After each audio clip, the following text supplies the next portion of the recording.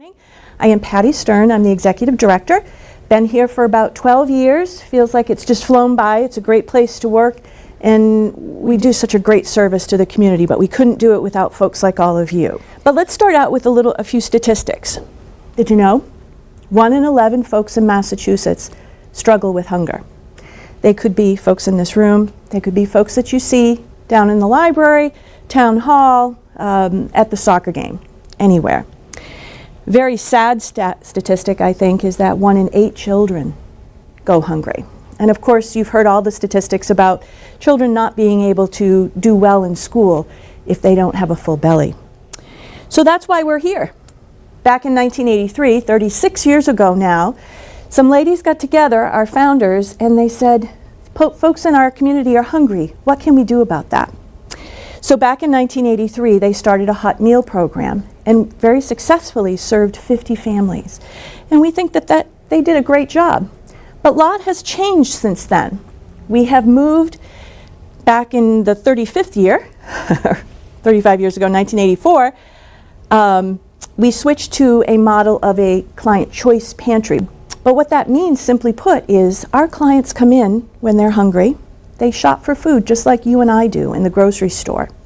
And that, to me, has more dignity and respect. You can select your own items rather than, in most pantries, you're handed a box or a bag of groceries, which is wonderful, but you can't select what you need. So as I said, lots of changes. We've had various locations. We started in a couple basements of churches out in Air, moved to a few locations here on Devens, and then our good friends here at Mass Development sold us this facility for $1 and a can of peas. We do have pictures to prove that. Someday I will post them.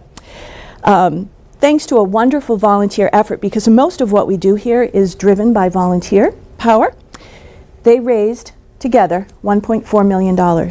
They took this building, which was in disrepair and not in good shape, brought it down to its bare bones and rebuilt it using those funds. And today we have this gorgeous facility, which we occupied in 2006. Now, here we are, last year, 2018, and we realized we had some growing pains. At the height of the recession back in 2013, we served nearly 1,000 families. Huge numbers. Now we're down to about 850-ish, right around that area. But we knew a couple of years ago that we needed to do something to prepare ourselves for the future. The recession, it hit us around 2013. It will happen again. It's just a matter of when. So preparing was important for us to do. So last summer, we embarked upon a reconfiguration of the facility. We knocked a number of walls down, reconfigured the interior so that we can be better prepared for the next onslaught of families that come our way. So the families, the clients, what do they look like? There's 847 of them. It's about 2,000 mouths. But who are they? And where do they come from? They come from 7 communities: Air, Devens, Groton, Harvard, Littleton, Shirley, and our most recent addition is Dunstable. Again, I ask, what do they look like? When I do presentations here at the pantry or out in the community, and I'm with little children, either the school children or the scouts or any other child-focused group, I ask this question, and I kind of giggle. They look at me and they say, oh, they're the homeless people that live on the streets, and they live on the park benches. Yep. And when I tell them that most of the people look just like you and I, their chins drop. They can't believe it. So we talk a little bit about that and have an opportunity for some education with them. Let's give you some statistics. The income levels of our clientele are really interesting. 91%, if I've added correctly, earn $40,000 or less. For a family of 4, can you imagine? That's pretty tough. And only 9% of them earn, or 7% earn over $40,000, 2% is unknown. Those are significant statistics. Even more significant, I think, is this one. Take a look at the retired and disabled percentages. Together, 44% of our clients are either retired or disabled. They are going nowhere. They will continue to come through this door because they are on fixed incomes. They might be seniors. They might be veterans. There's a number of, they might be on SSDI. They either have physical, emotional, or psychological challenges. They will need us for the long term. The other folks, the 56%, are working or unemployed. So let's make it real. I can give you all the statistics I want, but let me tell you a few stories. We recently met Chris, and we met him just a few weeks ago. Chris was in the Navy for many, many, many years. He was a commanding officer.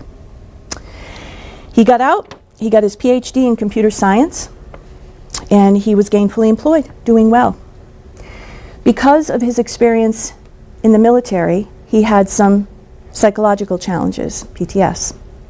And because of that, he lost his job, he lost his home, and he had nowhere to go. He came to Loaves and Fishes. He's now living at the Veterans Shelter here on Devons, and we are providing him with food. So you see, it's not just the homeless folks. This man was well educated and doing well, and then life happened. Let me tell you about Bev. If I could describe her, she stands about this tall, tiny little frail elderly person, gray hair, beautiful smile, failing vision, failing hearing, but she's just the kind of little old lady you just want to hug. An incredible woman.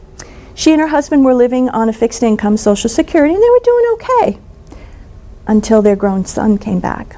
He had a horrible disease.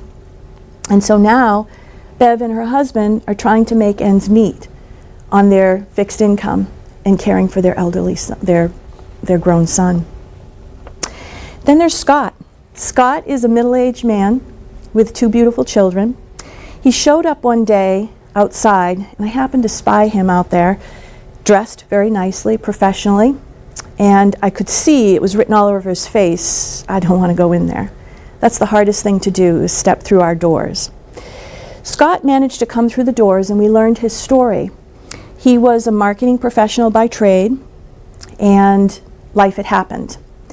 He had lost his job, a divorce, 2 young children, and he got custody of the children.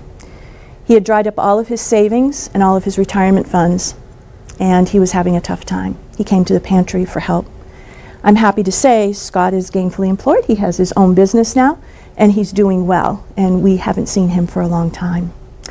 But you see, the folks that come here, they come from all different walks of life. It can be a long-term thing, our seniors living on fixed incomes, or our vets that have just a fixed income and no house, no home. Or it can be folks that have life happen to them just once. The furnace blows up. Well, it's a big bill to repair the furnace.